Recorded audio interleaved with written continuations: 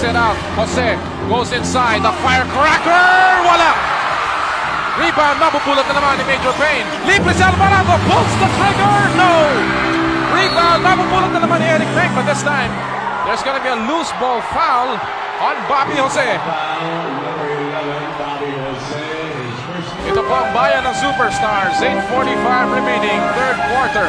Alforquez inside. Huli! Sapal na sapal ni Benji Paras. Nagagawa niya magkakampi at tuloy napunta kay Rubin. Pulls up, gives it to Alvarado, then to Meng and another stop! Yan sinasabi natin, yung depensa ng Formula Shield. 3 against 1. Chris Jackson getting the block from Eric Meng. That is unbelievable. Pambihira yun, partner. 3-on-1 situation ng Tanduay at hindi pa sila naka-score. This is unbelievable. Watch this play. Libre-libre na, pinasa, akala mo lusot na, hindi pwede kay Chris Jackson. Unbelievable At partner, stop there. yung ginawa ni Chris Jackson, if you notice, yung kanyang block as eto, here's another block, this time by Benji Paras. Rebound, scramble, mapupulot ng Jason Webb. Tumatakbo na naman ang Tanduay goal, pero naagawan si Bobby Jose. Here's Esplana, goes all the way to the hole. Offensive foul laban si Mr. Cool. Pabigat siya, partner. A big blow against Formula Shield. And looks like the roof is caving in on Formula Shield. Ito, 3-on-2 situation. Bihira Jerry Esplana, oh. Bihira na nga makashoot. Tinawagan pa ng offensive foul and it's not been the night.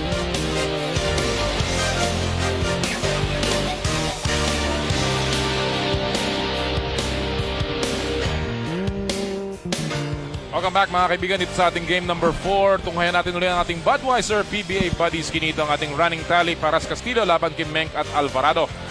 Well, nakakalabang sina Meng and Alvarado in the points department, 90-17.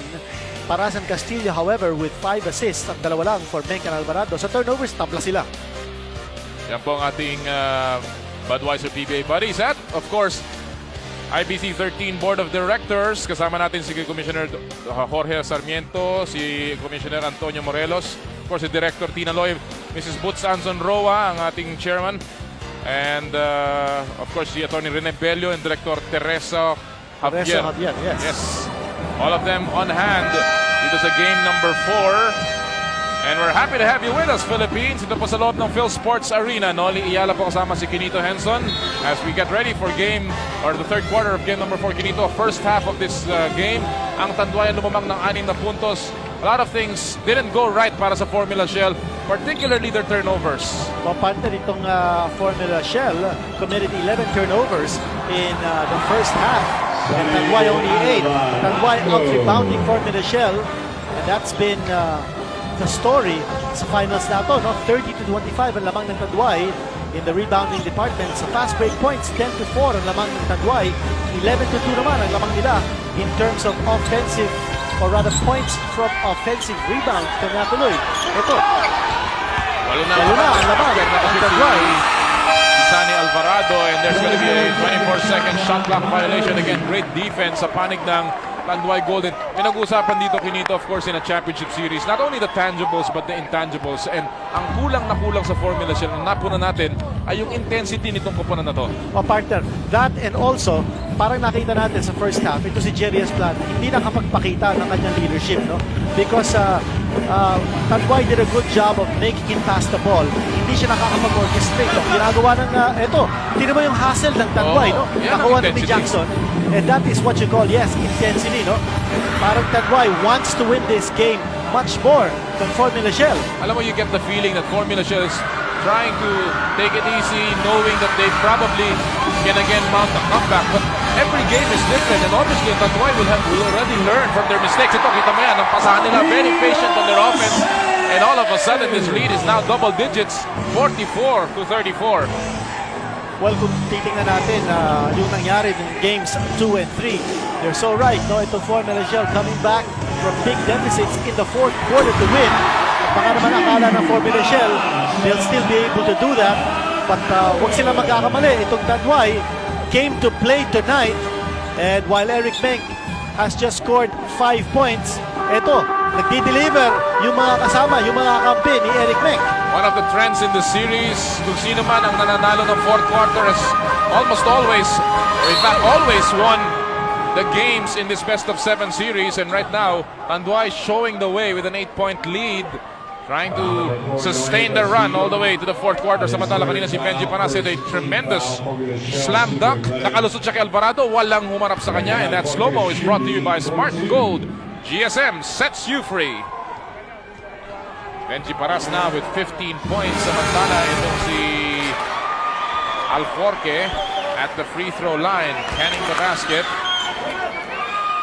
Ayan po si Congressman Noli Fuentebella ba? Kakilala natin yan, kaibigan natin. And of course, the PBA chairman Ray Gamboa of Formula Shell. Congressman Fuentebella is of course from the 3rd District ng Camarines Sur. Ang dami nating bisita dito. Tagtag tayo ng bituin. Siguro wala na namang bituin sa kalangitan ngayong araw na to. From government to entertainment to sports, and Benji Paras entertaining everybody here. Yes. Well, partner itong Formula Shell right now matching baskets with Tanduay.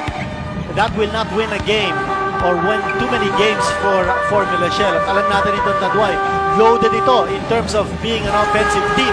Kailangan nila maglaro ng depensa if they hope to win game number 4. Nabanggit po si Congressman Fuentebella, kanina si Congressman Herrera. Dapat bagitin na natin yung ating kaibigan si Mayor Boyd Perez ng Binyan.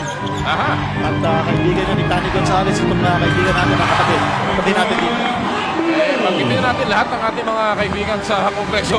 Magandang gabi sa inyo. Victor Pablo, pinapyas ang kalamangan ng Tanduay Gold. Ito po ang bayan ng Superstars. 8:45 remaining, third quarter. Alforque is inside. Huli! Sapal na sapal ni Benji Paras. Nag-agawan yung magkakampi at tuloy napunta kay Rumi. Pulls up, gives it to Alvarado. Then to make it another stop. Yan ang sinasabi natin, yung depensa ng Formula Shell. 3 against 1. Chris Jackson getting the block from Eric Meng. That is unbelievable. Ang bihira yun, partner. Illegal 3-on-1. 3-on-1 situation ng Tanduay at hindi pa sila naka-score. This is unbelievable. Watch this play. Libre-libre na. Pinasa. Akala mo lusot na. Hindi pwede kay Chris Jackson. Unbelievable At stop partner, there. yung ginawa ni Chris Jackson, if you notice, yung kanyang block as, eto, here's another block, this time by Benji Paras.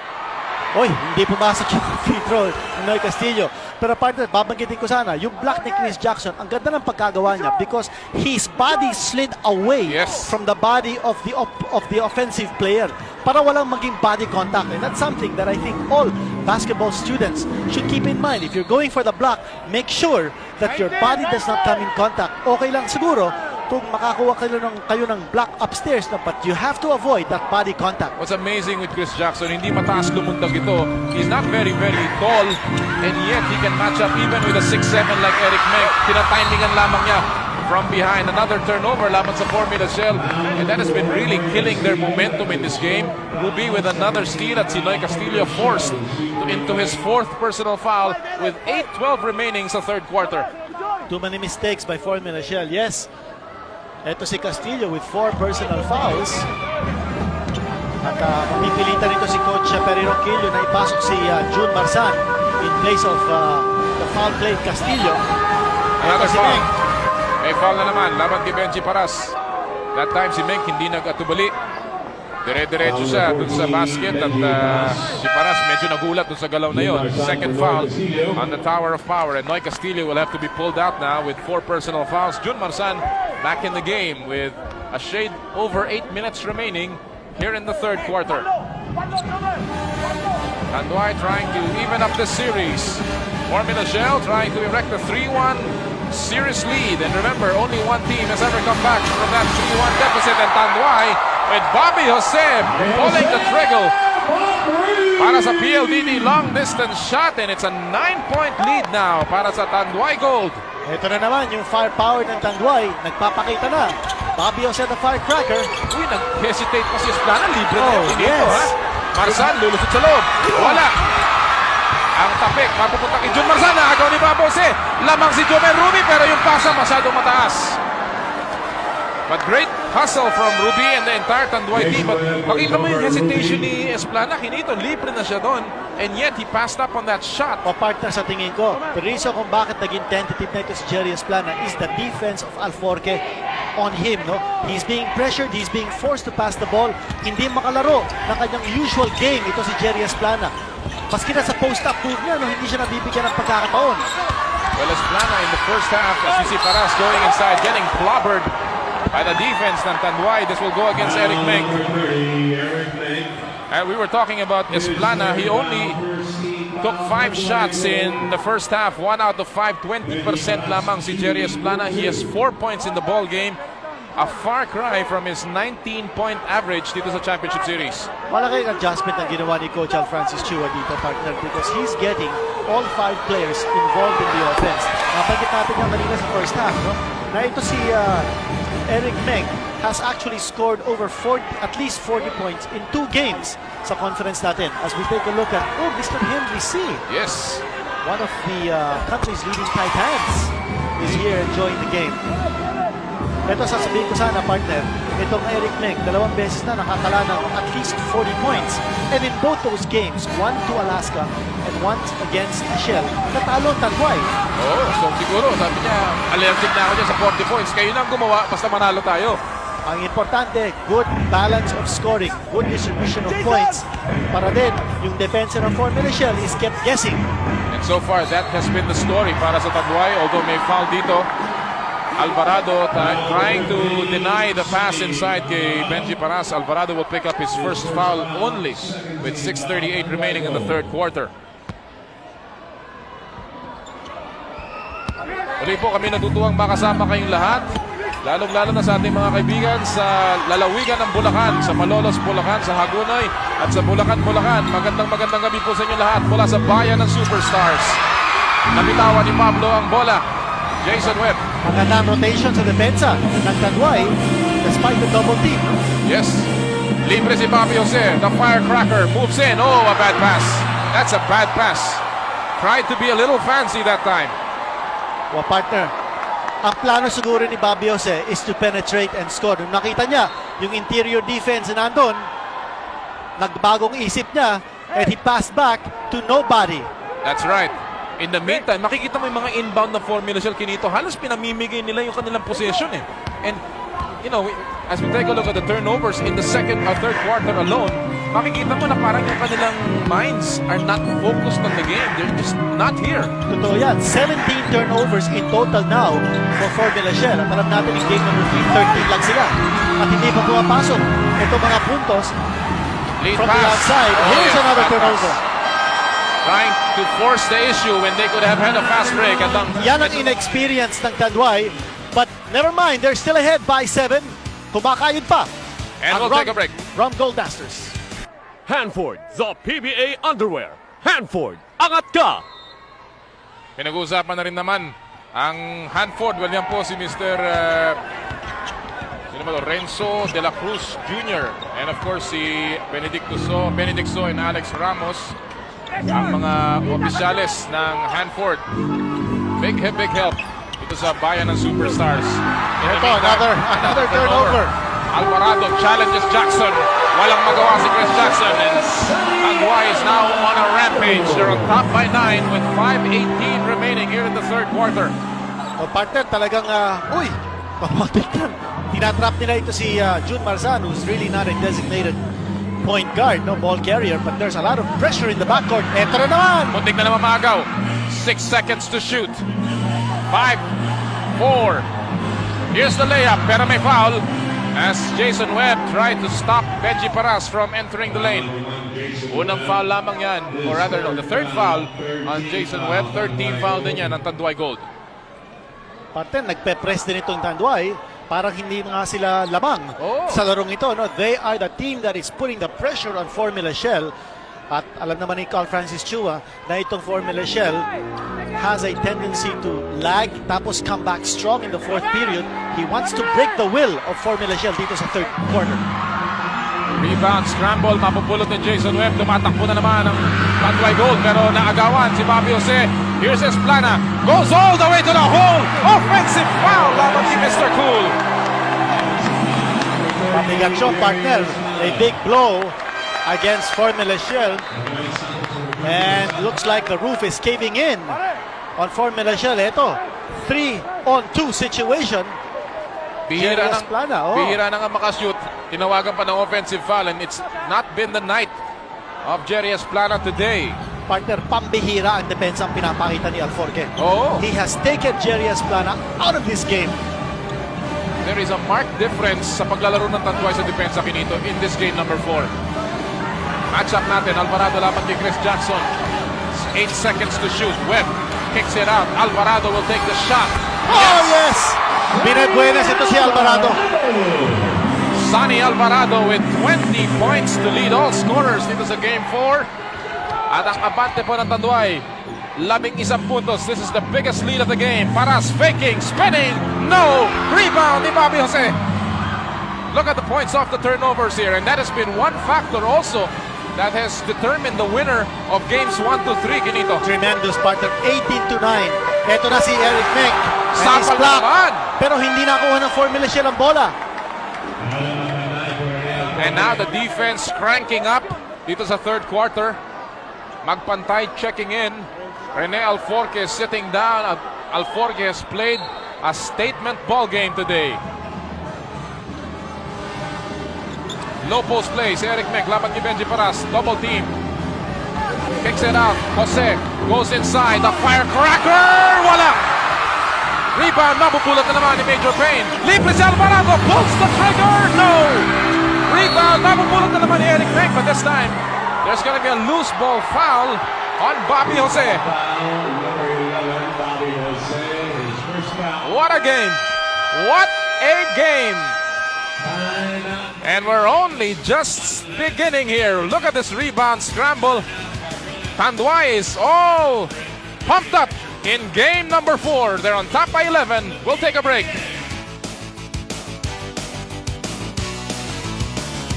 Bounce back into the game with Dunkin' Donuts. Sounds good. Tastes even better. Welcome back mga kaibigan dito sa Phil Sports Arena.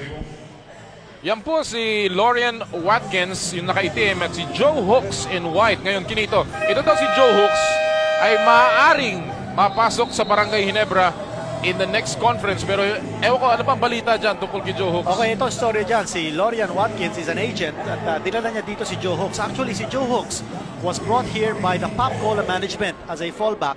At ang import ng Pop Cola si Marcus Webb, formerly of the Boston Celtics, already in town. Yan po, nakikita natin ang ating Vice Chairman, si Ricky Velez, Vice Chairman of Vintage.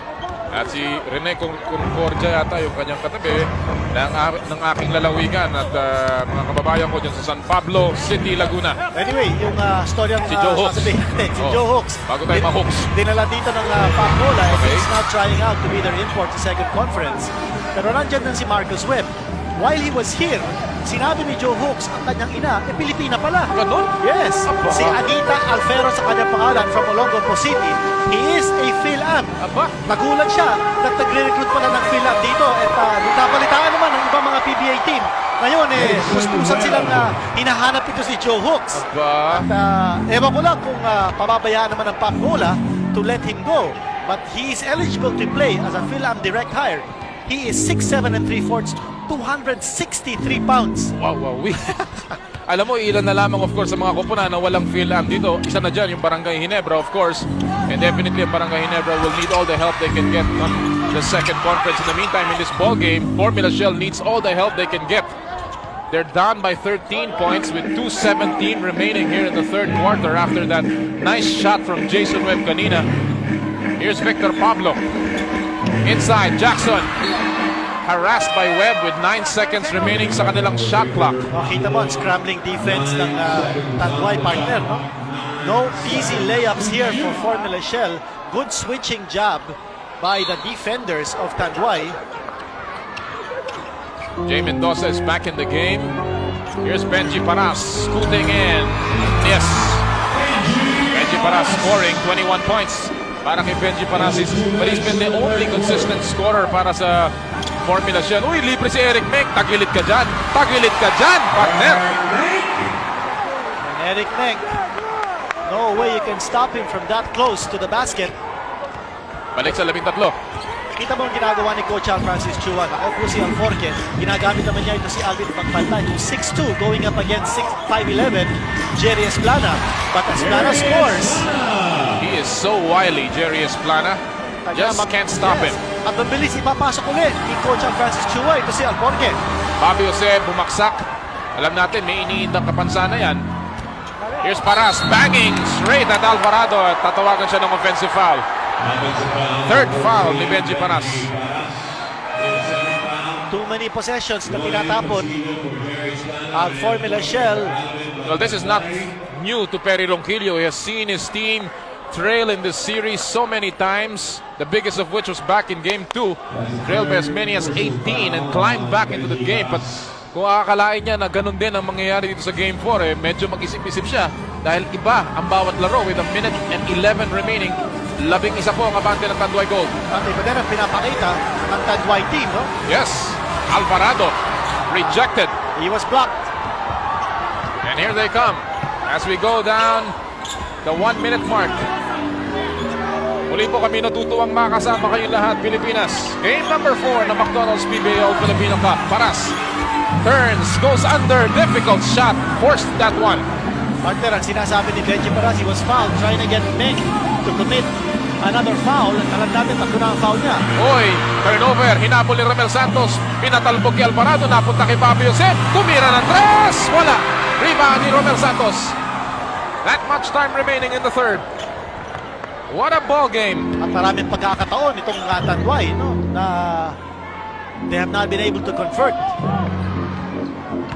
Castillo, masyadong tahimik si Noy Castillo dito sa larong ito. Only 4 points. Binigyan ng screen ni Paras, libre ng bagya, oh, tumama sa panya. And that will go back to Tanduay. Great defense talaga kay Sunny Alvarado. Maganda yung switch doon, partner. Medyo nagulat si Noy Castillo na ang kalaban niya, biglang-bigla. Malaki na pala ito si Sunny Alvarado. Tanduay trying to stay alive here. Jason Webb. At may foul si Benji Paras, pang-apat na yan ng Tower of Power. And that's not a good foul. Nagbigay ni Benji Paras ang kanyang 4th personal foul with 4 seconds to go dito sa ating third period. And no way that Jason Webb was gonna go up for a good shot that Oo, time. ang lalim pa niya doon sa baseline. He had absolutely no angle to the basket. Now it's a 30-second timeout na natinawag ni Al Francis Chua with 4 seconds remaining. Bola nila, they have an 11-point lead. Trying to stretch this one. Pakinggan natin si Coach Al Francis Chua.